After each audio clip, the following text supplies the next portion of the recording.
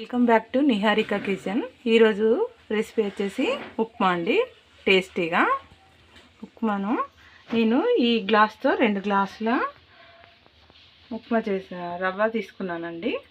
దాన్ని కొద్దిగా ఎర్రగా వేయించుకోవాలి. ఇలా కొద్దిగా నూనె వేసి ఎర్రగా వేయించుకోవాలి. ఎర్రగా వేగిన తర్వాత 4 టీ స్పూన్ల ఆయిల్ తీసుకున్నానండి. తర్వాత ఆయిల్ వేడెక్కిన తర్వాత ఆవాలు 1 టీ స్పూన్ ఆవాలు, 1 టీ స్పూన్ జీలకర్ర, పల్లీలు,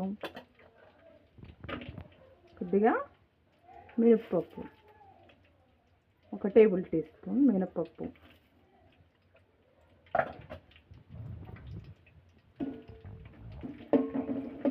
కొద్దిగా ఎర్రగా ఫ్రై చేయాలండి, గోధుమ రంగులో వచ్చేంత వరకు.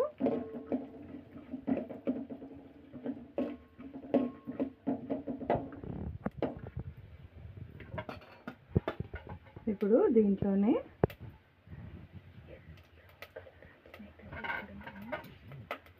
ఇవి బ్రౌన్ కలర్ వచ్చాయి కానీ దీంట్లోనే క్యారెట్ ముక్కలు, ఉల్లిపాయ,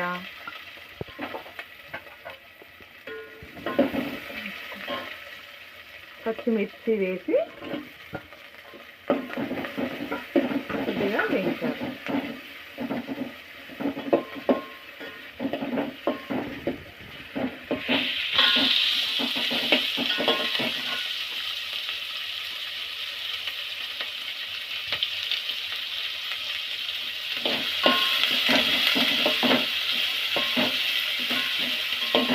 ఉప్మాలో సాల్ట్ కరెక్ట్గా ఉంటే ఉప్మా టేస్టీగా ఉంటుందండి, లేకుంటే చప్పచప్పగా ఉంటుంది.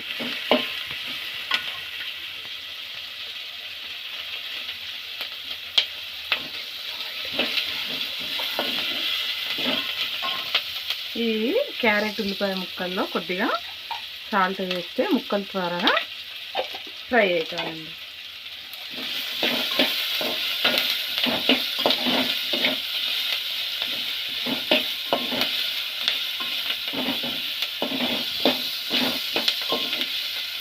ఇప్పుడు ఇవి ఎర్రగా అయిన తర్వాత ఈ గ్లాస్తో 3 గ్లాసుల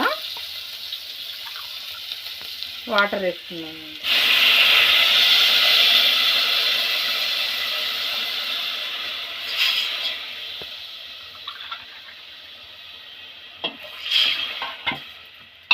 రుచికి తగినంత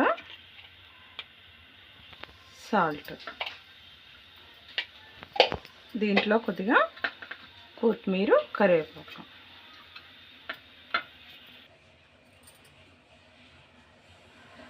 ఇప్పుడు ఇలా మంచిగా వాటరు వేడైన తర్వాత ఒకసారి సాల్ట్ చెక్ చేసుకొని మనము రవ్వను వేయాలండి.